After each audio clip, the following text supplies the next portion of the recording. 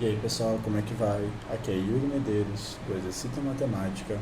Estou aqui hoje com a questão do livro Compreensão e Prática, do nono ano, certo?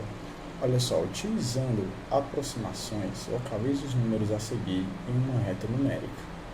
Eu tenho que lembrar para vocês que esses números, o raiz de 3, o raiz de 5, o raiz de 13 e o raiz de 17, que ele quer que a gente localize na reta numérica, eles são números irracionais, pois os números 3, 5, 13 e 17, eles são números primos, e as raízes de números primos são números irracionais, certo?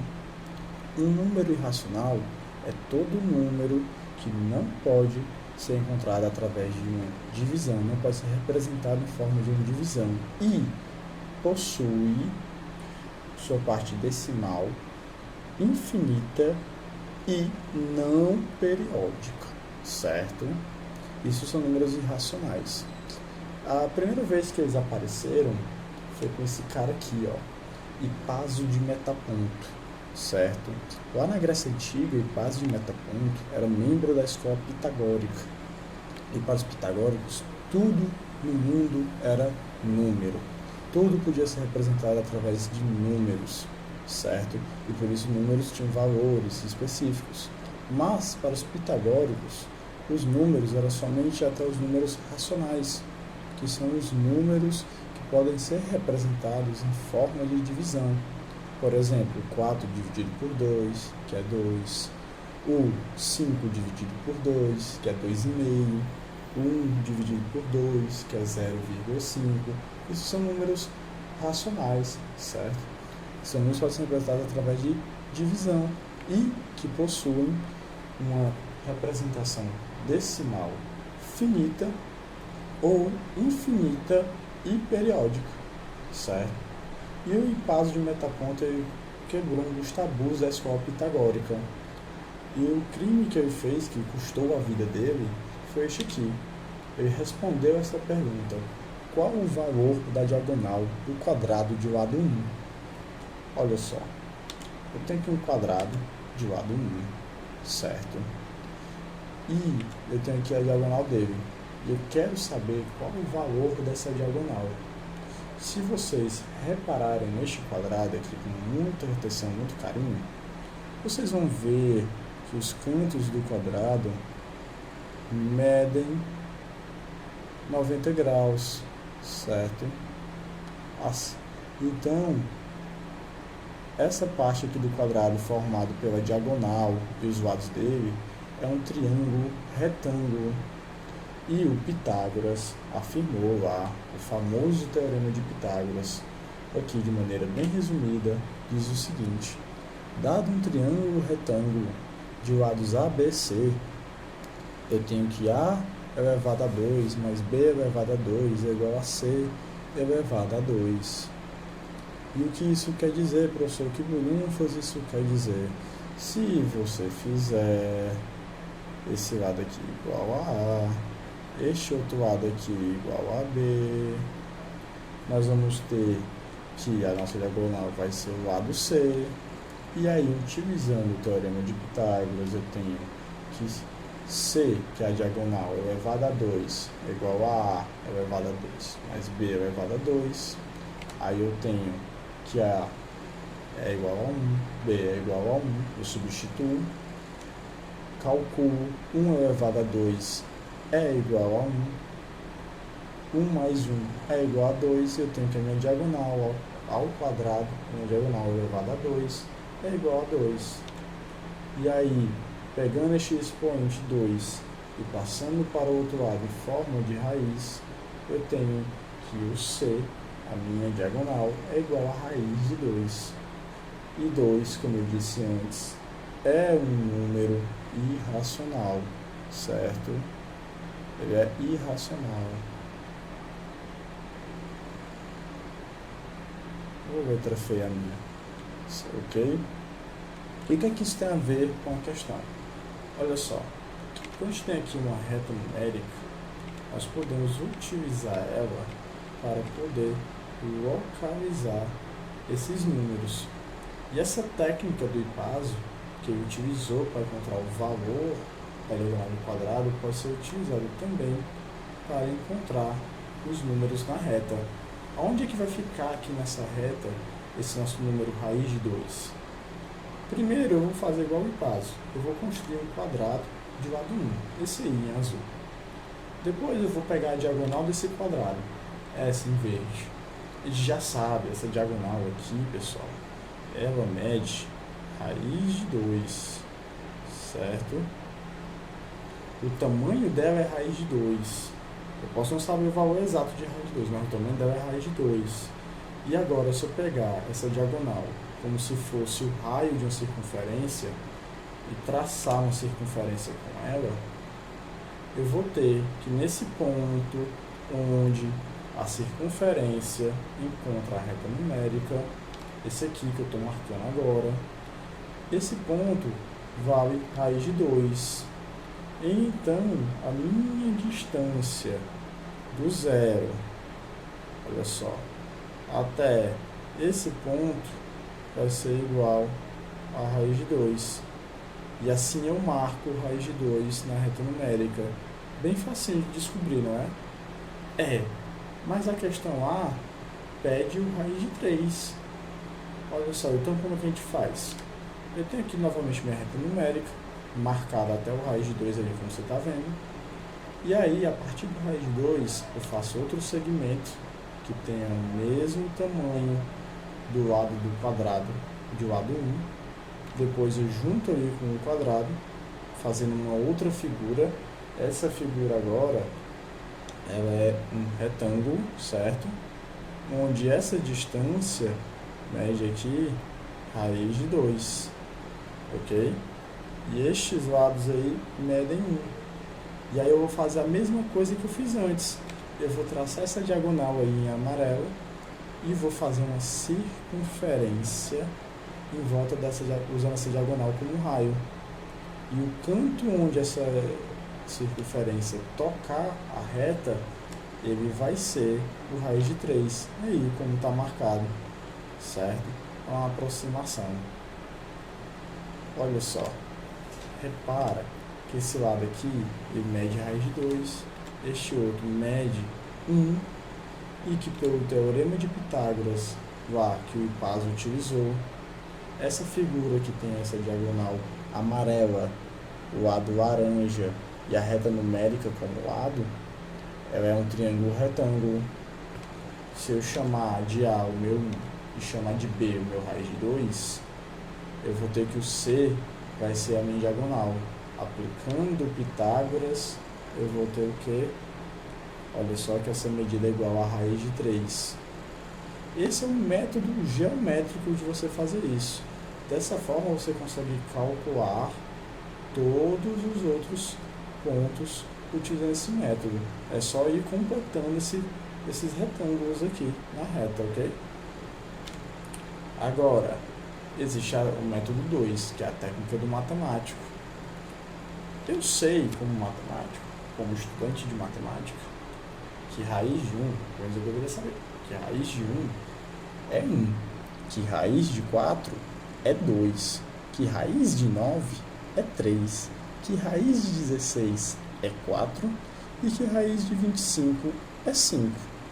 O raiz de 1 é 1, porque 1 elevado a 2 é igual a 1. O raiz de 4 é 2, porque 2 elevado a 2 é igual a 4. O raiz de 9 é 3, por quê? Porque 3 elevado a 2 é igual a 9. O raiz de 4 o raiz de 16 é 4, porque 4 elevado a 2 é igual a 16. E o raiz de 25 é 5, porque 5 elevado a 2 é igual a 25. Eu sei também que o raiz de 1 ele é menor que o raiz de 3, já que o 3 é maior que o 1. E que o raiz de 3 é menor que o raiz de 4, já que o 3 é menor que o 4. Só que lembra que o raiz de 1 é igual a 1 e que o raiz de 4 é igual a 2. Então eu tenho que a raiz de 3 ela é maior do que 1, mas ela é menor do que 2. Colocando aqui a nossa reta numérica de 0 até 1, opa, ali não é 1 não, pessoal, desculpa, aí era para ter sido 2, ok? Vocês corrijam aí a visão de vocês.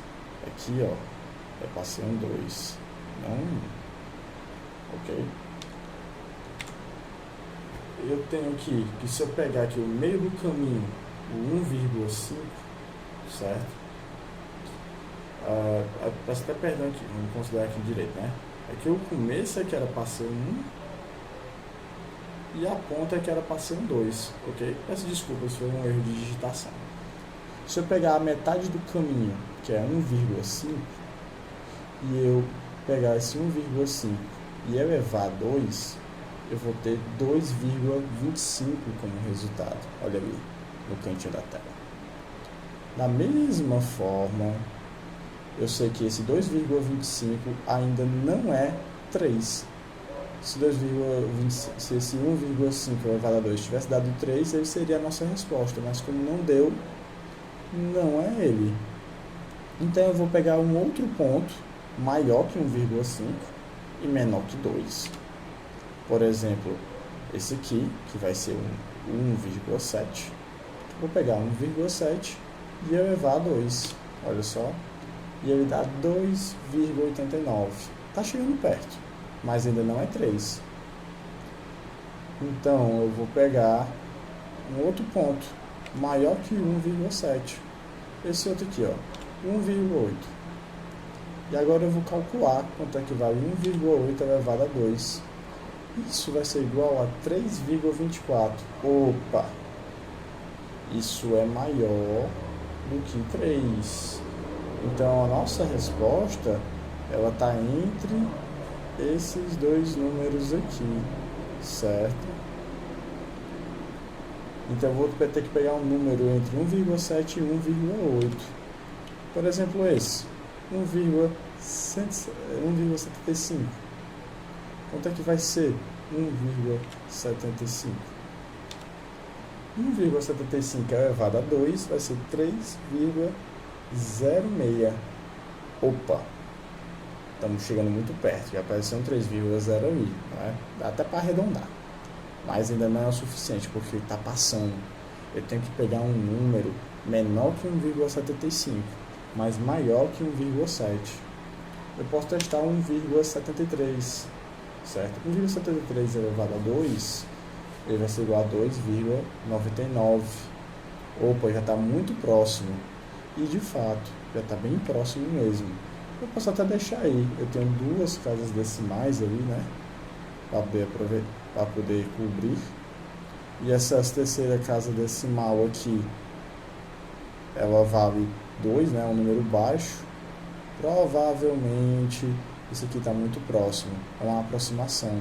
Eu tenho que lembrar para vocês que o raiz de 3 é um número irracional. Ele tem infinitas casas decimais.